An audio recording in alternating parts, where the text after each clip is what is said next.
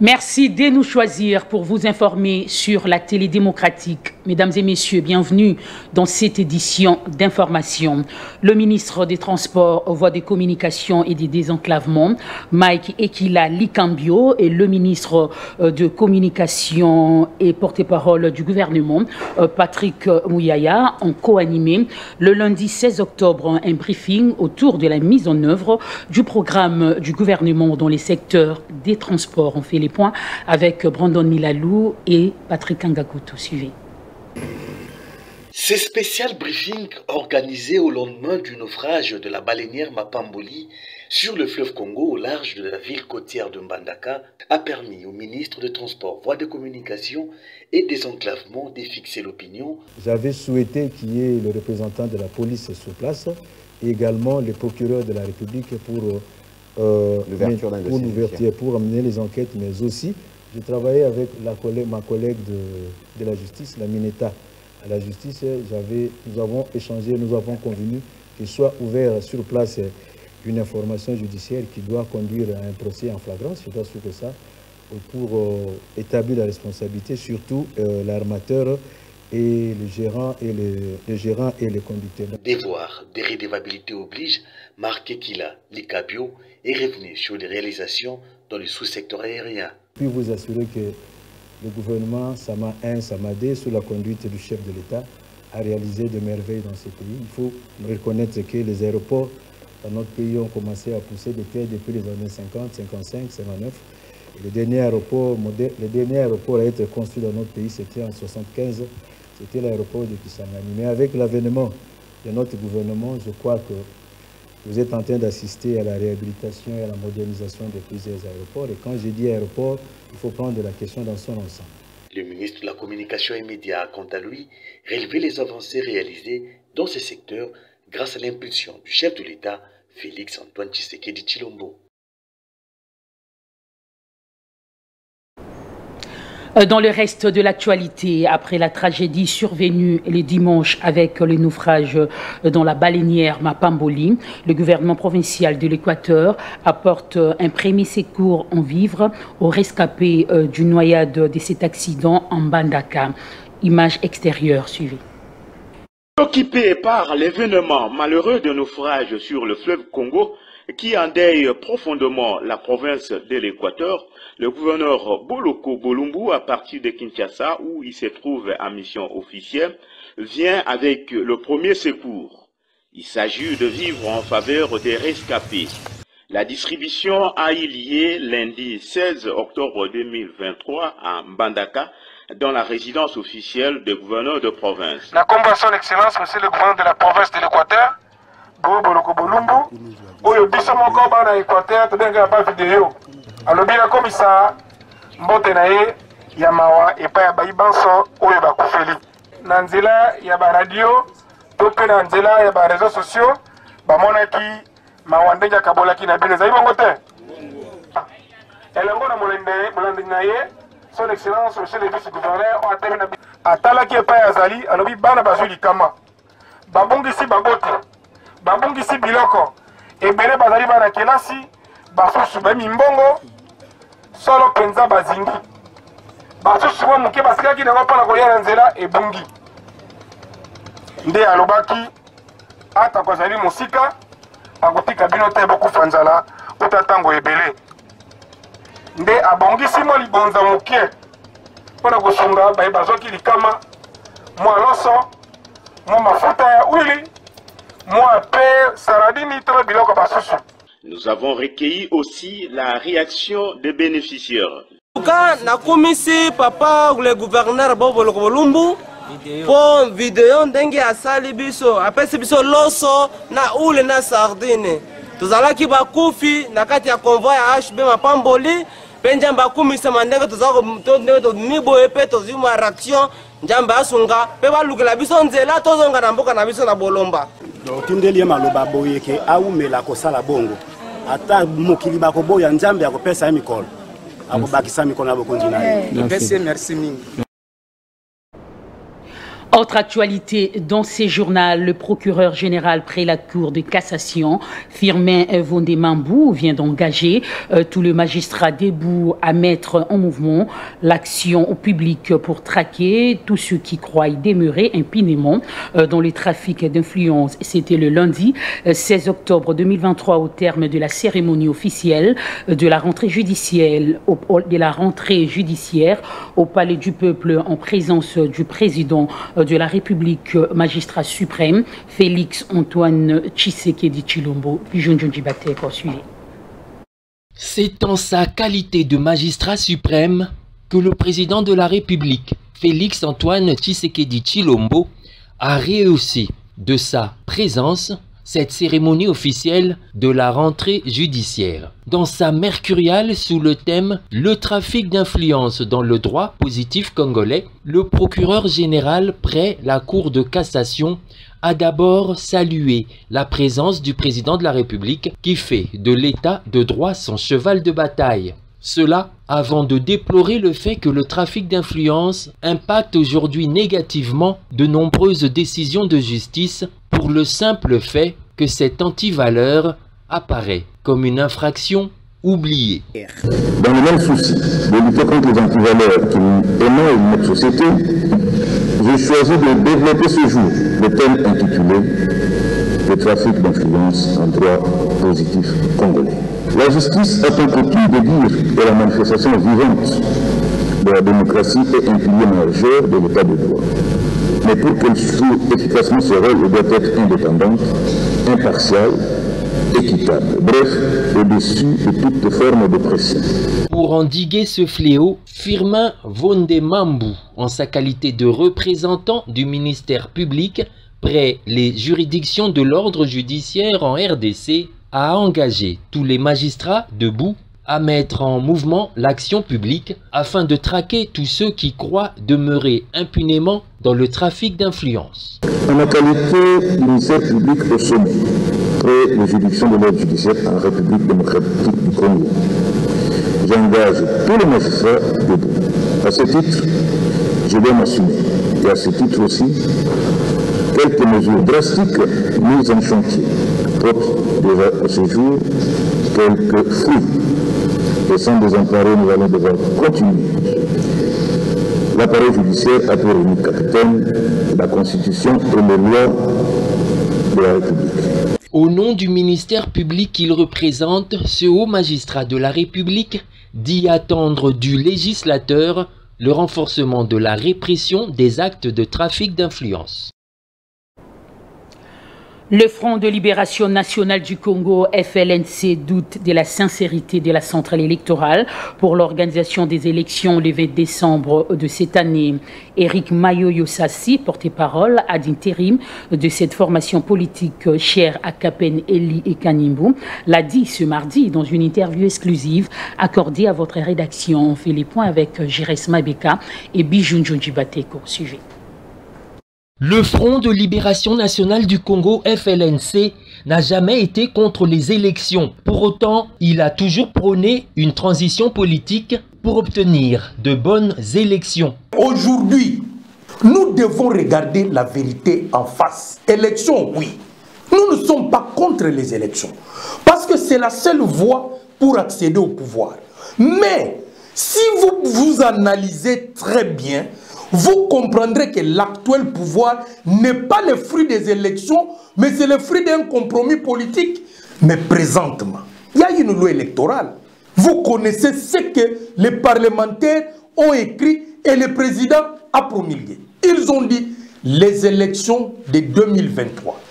Si nous osons organiser, ça va nous donner des troubles. Récemment en Belgique, le chef de l'État a récidivé dans ce sens-là. Mais nous sommes surpris de voir que personne ne veut écouter. Alors, nous donnons la chance et à la transition et aux élections, à la croisée des chemins, ceux qui auront raison, bonne chance. Même le pouvoir en place et la centrale électorale claironnent sur la tenue des élections. Cette année, le FLNC reste dubitatif. En regardant le président de notre commission électorale, Vous sentez qu'en lui, il y a les mensonges. Vous sentez en lui l'aveu de quelqu'un qui n'est pas capable d'organiser quelque chose, mais qui veut maintenir le pays dans un chaos. Mais ce Kadima nous amène ici des cartes d'électeurs qui s'effacent. Lorsque nous devons récupérer des cartes de duplicata, ça prendra combien de temps? D'abord, Kadima menti. S'il dit le fichier, d'accord. Mais le matériel est où? A-t-il la logistique? Où est-ce qu'il a déjà déployé le matériel? Est-ce qu'il nous a déjà fixé sur le nombre de bureaux et les adresses physiques de chaque bureau? C'est par là qu'il faut commencer. C'est par là que nous disons, messieurs, vous devez craindre Dieu. L'éternel Dieu, c'est lui le maître et le patron de cette terre et de la population que vous dirigez. Un jour, l'histoire vous jugera. Pour le FLNC, son président ne déposera pas son dossier de candidat président de la République à la CENI pour avoir déjà eu gain de cause. Avant de boucler complètement la boucle, le gouvernement, par l'entremise du ministre de la Communication et Médias, Patrick Mouyaya, a donné de la voix en réaction à un communiqué du TP Mazembe à la suite de sa délocalisation de ces matchs pour la Tanzanie. Mouyaya rétablit la vérité tout en expliquant qu'il n'y a rien des sabotages de l'équipe du TP Mazembe en rapport avec la demande de matériel des transmissions télévisées. Images et commentaires. Le gouvernement n'est ni de près ni de loin responsable de la délocalisation du match du tout-puissant Mazembe. La précision est du porte-parole du gouvernement, Patrick Mouyaya Katembwe, qui répond aux personnes mal intentionnées qui indexent le gouvernement dans ses dossiers. Et que toutes les questions qui touchent les secteurs sportifs, c'est des questions qui sont personnelles.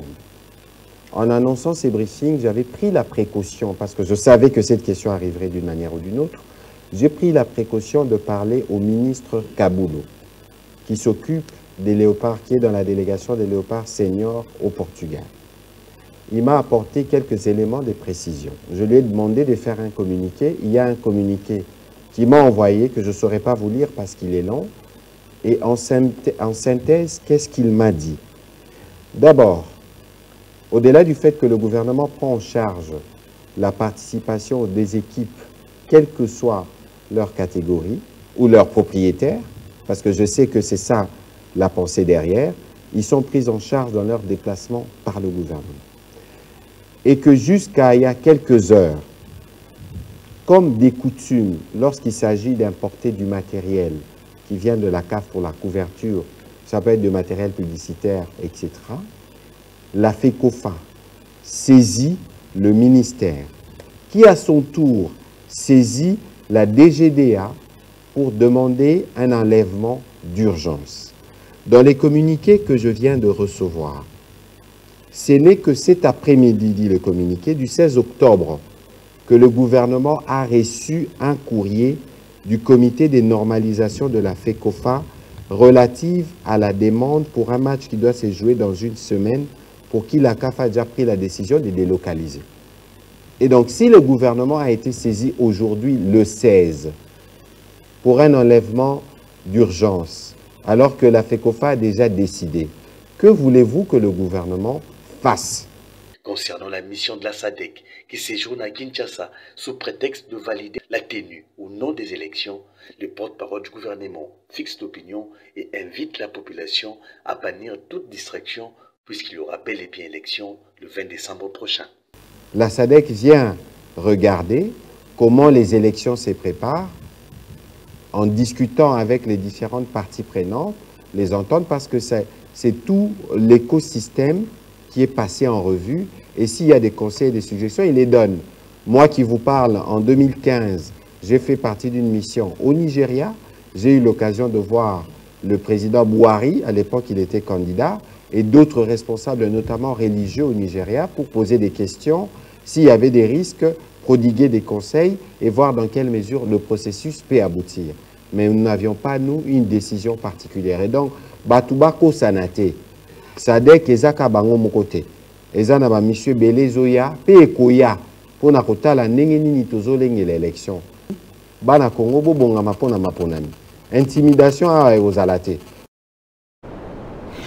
Et pour boucler la boucle, les mesures prises par le gouvernement suite au naufrage de la baleinière Mapamboli, survenue en Mbandaka, l'indignation des nouvelles élans d'Adolphe Muzitu, la suspension des activités au sein de l'Assemblée provinciale de Kinshasa par le vice-premier ministre, ministre de l'Intérieur et Sécurité Peter Kazadi, la reprise des territoires occupés par la coalition M23 RDF, par les Wazalendo. Ce sont là les titres commentés par les journaux de ce mardi du 7 octobre 2023. Adelin Macpolo pour la revue de presse. Suivez.